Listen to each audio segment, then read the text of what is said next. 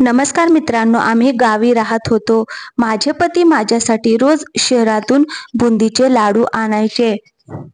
मी बुंदीचे लाडू खाऊन झोपायची. सकाळी उठायची तेव्हा माझे कपडे ओले असायचे, जसे कोणी पाणी फेकले आहे.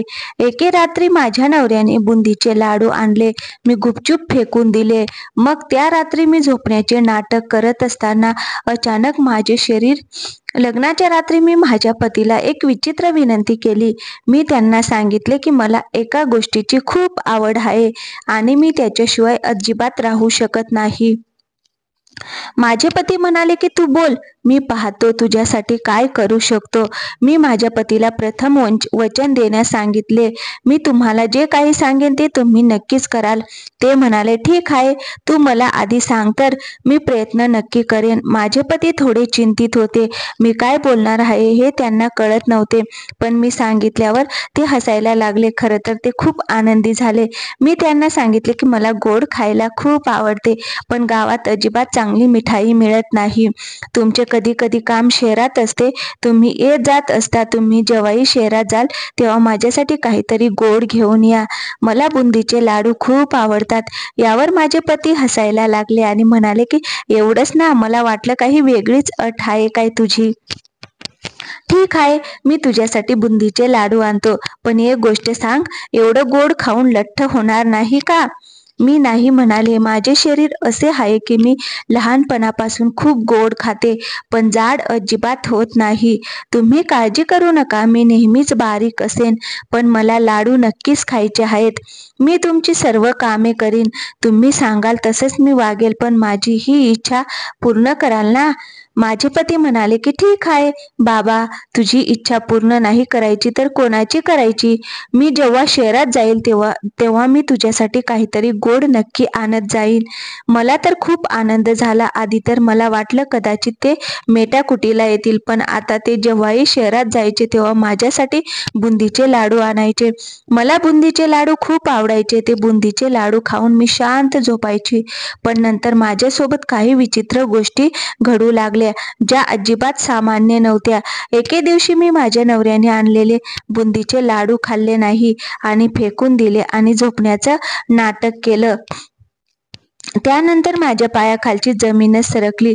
मी पाहिले तर माझ्या खोलीत कोणीतरी हजर होते आणि एक नाही तर 4. नमस्कार मित्रांनो, मी माझ्या आई वडिलांची एकुलती एक मुलगी होते आणि माझे आई वडील गावचे जमीनदार होते. माझ्या नावावर किती जमीन आणि जनावरे होती माहिती नाही. मी ज्या व्यक्तीशी लग्न केले ते माझ्यापेक्षा वयाने थोडे मोठे होते, पण मला का आवडले माहीत नाही. असं म्हणतात की डोळ्यांना जे आवडतं तेच हृदयातही बसतं, आणि ती व्यक्ती माझ्या डोळ्यांना सुकावणारी होती, कारण तो खूप सुंदर होता. माझ्या आईवडिलांशी माझे असे नाते होते की जर मी त्यांना सांगितले या व्यक्तीशी माझे लग्न करून द्या, तर ते कोणताही विचार न करता करून देतील. जेव्हा मला फोटो दाखवला तेव्हा माझ्या मनातून आवाज आला की मी या व्यक्तीशी लग्न करावे. मी आई वडिलांना याच मुलांसोबत मला लग्न करायचं आहे असं मी सांगितलं. माझ्या आईवडिलांचे माझ्यावर खूप प्रेम होते. संपूर्ण नातेवाईक माझ्या मागे होते, पण माझ्या वडिलांनी सांगितले की मी नातेवाईकांना मुलगी देणार नाही, कारण नातेवाईकात कोणताही मुलगा माझ्यासाठी सक्षम नव्हता आणि मला कोणीही आवडत नव्हते. फक्त मला ही व्यक्ती आवडली आणि मी तिच्याशी लग्न केले. त्यांच्या आणि माझ्या वयात 7-8 वर्षाचा फरक होता, पण तसे वाटत नव्हते. लग्नाच्या दिवशीच मी माझ्या पतीला विनंती केली की मला नेहमी गोड खायला आवडते, तुम्हाला माझ्यासाठी काहीतरी गोड आणावे लागेल. त्यांनी ही गोष्ट लगेच मान्य देखील केली. मी अशा घरातून आले आहे जिथे मी सगळ्यांची लाडकी होते आणि मी जे काही बोलेल ती इच्छा माझी पूर्ण केली जात होती. मग ते नकार कसे देणार. आता माझा नवरा माझ्यासाठी बुंदीचे लाडू घेऊन यायचा. मी बुंदीचे लाडू खूप खायची, पण एक गोष्ट फार विचित्र होती. नवऱ्याने आणलेले ते लाडू खाल्ल्याबरोबर मला खूप झोप यायची. गोड खाल्ल्याने माणसाला चांगली झोप लागते असे ऐकले होते, पण माझी झोप खूपच चांगली झाली होती. बुंदीचे लाडू खाऊन 5 मिनिटं उलटली नाहीत की मला झोप यायची आणि मी सकाळीच उठायची. अशा प्रकारे घरात रात्रभर माझ्यासोबत काय चालले आहे ते मला कळत नव्हते, कारण असे म्हणतात की झोपलेल्या आणि मूर्त व्यक्तीमध्ये फारसा फरक नसतो.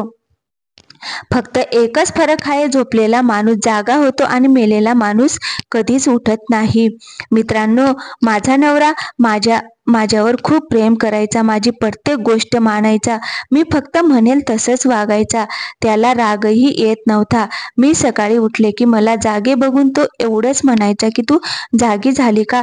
चल जेवायला, नाहीतर कुठेतरी बाहेर जाऊया, किंवा काही काम सांगायचा, पण अजिबात रागवत नव्हता. तर त्याच्या जागी दुसरे कोणी असते तर तो म्हणाला असता की तू खाऊन पिऊन झोपते, काही काम धंदा करता येत नाही का तुला? मला असा नवरा मिळाला आहे यासाठी मी देवाची खूप आभारी आहे, आणि माझा नवरा माझ्यावर खूप प्रेम करतो याचीही मला खात्री पटली होती. म्हणूनच मी जे काही बोलते त्याचे त्यांना वाईट वाटत नव्हते. मी काम न केल्याबद्दलही त्यांना वाईट वाटत नव्हते. पण आता हे जास्तच होत होतं. एके दिवशी असे झाले की बुंदीचे लाडू खाऊन मला झोप लागली आणि रात्री 2 वाजता माझे डोळे उघडले तेव्हा माझे पती घरात नव्हते. तर ही वेळ त्यांची यायची होती. त्यांचा फोनही बंद होता. मी पाहिले तर हॉलची लाईट चालू दिसली. मला वाटलं की ती चुकून लाईट चालू ठेवली असेल त्यांनी. पण नंतर जवळ गेल्यावर तिथून काही आवाज ऐकू आला. एक आवाज माझ्या नवऱ्याचा होता.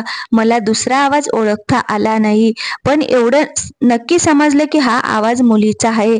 पण या वेळेला मुलगी इथे काय करते तेही माझ्या नवऱ्यासोबत? माझं डोकं फिरलं. मला राग आला आणि मला जी काही झोप लागली होती ती सर्व अचानक गायब झाली. मी लगेच तिकडे गेले आणि दार ठोठावले. मी दार ठोठावल्यावर शांतता पसरली आणि 10 मिनिटांनी माझे पती बाहेर आले.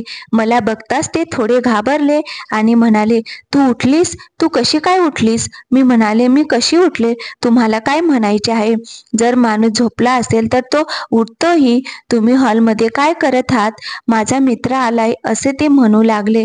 मी म्हणाले, मित्राचा आवाज नाही येत, मला एका मुलीचा आवाज आला. तर ते म्हणाले, त्याच्यासोबत त्याची पत्नीही आली आहे. मी म्हणाले, रात्री 2 वाजता तुमचा मित्र आणि त्याची बायको आपल्या घरी काय करत आहेत? मला त्यांना भेटायचे, मलाही ओळख करून द्या. तर माझे पती म्हणाले, नाही, ते लोक गेले आहेत. जेव्हा तू दार वाजवले ते निघालेच होते. कदाचित माझा आवाज ऐकून पतीने त्यांना तेथून पाठवून दिले असावे. पण एक विचित्र गोष्ट अशी होती की रात्री 2 वाजता कोण कोणाच्या घरी असे पती पत्नीसह येतो का? मला माझ्या नवऱ्यावर संशय आला, पण मग वाटलं नाही की माझा नवरा माझ्यावर खूप प्रेम करतो. मी जे काही बोलते ते तो सगळं ऐकतो. घरात मोलकरीणही ठेवली होती. मला फक्त स्वयंपाक करायचा होता. तेही कधी कधी माझे पती स्वतः बनवत असत किंवा बाहेरून आणायचे. माझं आयुष्य खूप छान चाललं होतं. मला एवढा चांगला नवरा मिळाला होता, त्याच्यावर संशय घेण्याची काय गरज आहे? पण एक दिवस माझा नवरा म्हणाला, मला पैसे हवे आहेत. मी म्हणाले, किती पैसे? तेव्हा त्याने मोठी रक्कम मागितली. मी म्हणाले की हे पैसे खूप आहेत. तो म्हणू लागला, तुला काय अवघड आहे, तू तुझ्या बापा जवळ माग. मी म्हटलं की ते लगेच देतील तुम्हाला पैसे. माझा नवरा मला लगेच म्हणाला की माझं नाव सांगू नको, मला पैसे पाहिजे म्हणून. तुझे नाव सांगून पैसे माग. मी म्हणाले, काय सांगू मी? माझं नुकतंच लग्न झालं आहे, त्यांनी मला सर्व काही दिले आहे, आता एवढी रक्कम कशाला पाहिजे? म्हणून ते मला कारण नक्कीच विचारतील. माझे पती म्हणाले की तू काय बोलायचं ते तू ठरव, फक्त माझे नाव घेऊ नको, नाहीतर माझ्या सासऱ्यांना आमचा जावई आमच्या पैशावर डोळा ठेवतोय असे वाटेल. तो लोभी आहे, स्वतः काही करू शकत नाही, म्हणून तो आमच्याकडे पैसे मागत आहे. मग तो आमच्या मुलीला काय खायला घालत असेल असा ते विचार करतील. मी म्हणाले, नाही, तुमची इज्जत हीच माझी इज्जत आहे, मी असे बोलणार नाही. तुम्हाला पैसे हवेत ना? मी आजच माझ्या वडिलांना फोन करते. मग मी वडिलांना फोन करून सांगितले की मला पैशांची गरज आहे. ते म्हणाले, बेटा, तुला कशासाठी पैसे हवे आहेत? मला अनेक गोष्टी त्यांना सांगावे लागले आणि खूप खोटं बोलून मी त्यांना पटवून दिलं की मला सोन्याचा सेट घ्यायचा आहे. ते म्हणाले, लग्नात तुला 10 तोळे सोने दिले होते, त्याचा तुला उपयोग झाला नाही का? मी म्हणाले, नाही, मला नवीन डिझाईनचा सेट आवडला आहे, मला तो हवा आहे. माझे पतीही नकार देत आहेत, परंतु माझे मन त्यामध्ये अडकले आहे. माझे वडील म्हणाले की तू अशी कधीच नव्हतीस, पण चल ठीक आहे, जर तुझा हट्ट धाकटं असेल तर आम्ही काय करू शकतो. त्यांनी पैसे पाठवले जे माझ्या पतीला दिले. एके दिवशी एक वकील आमच्या घरी आला आणि त्याने माझ्याकडे एक फाईल दिली आणि म्हणाला, मोठ्या सरांना द्या, अतिशय महत्वाची फाईल आहे. माझ्या पतीने पैसे घेतले तेव्हा सांगितले होते की त्यांना जमिनीसाठी खत घ्यायचे आहे.